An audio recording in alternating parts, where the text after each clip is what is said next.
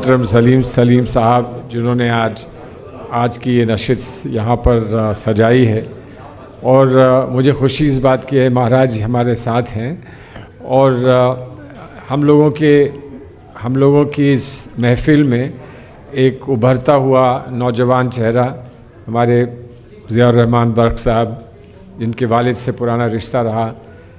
अब वक्त बहुत कम है, लेकिन मुझे एहसास इस बात का हुआ कि जब माजिद भाई ने ये कहा कि इतने शोरा सुनने के बाद कुछ अच्छे हुए और कुछ वो जिनको दिल चाहता है कि उनको और तराश दें और बेहतर कर दें, और यकीनन आने वाले वक्त में उनसे अच्छा कलाम सुनने का हम लोगों को मौका मिलेगा।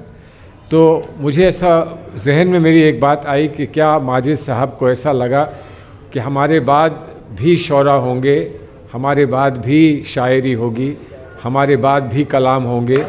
अब वो पता नहीं कि इनको ऐसा लगा कि नहीं लगा, लेकिन मुझे यहाँ बर्क साहब को देखकर मुझे एक चीज़ बड़ी वाज़ेह हो गई, और ये हो गई कि अब परेशानी इस बात की नहीं कि हमारे बाद भी कोई होगा कि नहीं होगा, बर्क साहब यहाँ रहेंगे।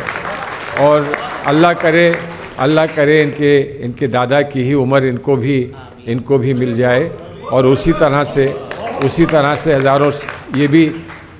और क्या कहें कि अगर दिल से एक दुआ निकलती है तो निकलती है कि हज़ारों साल की आपकी यकीनन हज़ारों साल की आपकी उम्र हो, और इस मुल्क में जो कुछ भी हो रहा है उसको ठीक करने में हम लोगों के पास वक्त हो ना हो, यकीनन हम नहीं कर पाएंगे। तो जाएंगे इस ख्याल से जाएंगे और इस सुकून से जाएंगे कि हमारे बाद ठीक करने वाले लोग आ गए हैं, और उनके हाल।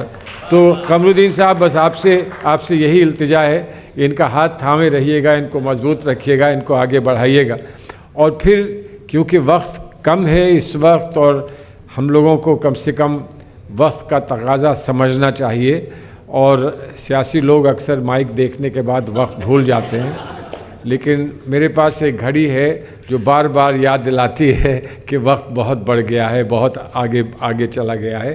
तो इसको हम अपनी बात को, अपनी गुफ्तगू को यहीं रोकें। आप सभी को बहुत बहुत मुबारकबाद आज के इस जलसे की। और अच्छा ऐसा जलसा हुआ कि एक मिनट भी ये नहीं लगा, ये महसूस नहीं हुआ कि जो भी हुआ वो सारा सच नहीं था, सच से कम था, ये महसूस नहीं हुआ मैं। और इसके अलावा जो भी माजिद देवबंदी साहब ने मेरे बारे में कहा वो सारा सच नहीं था।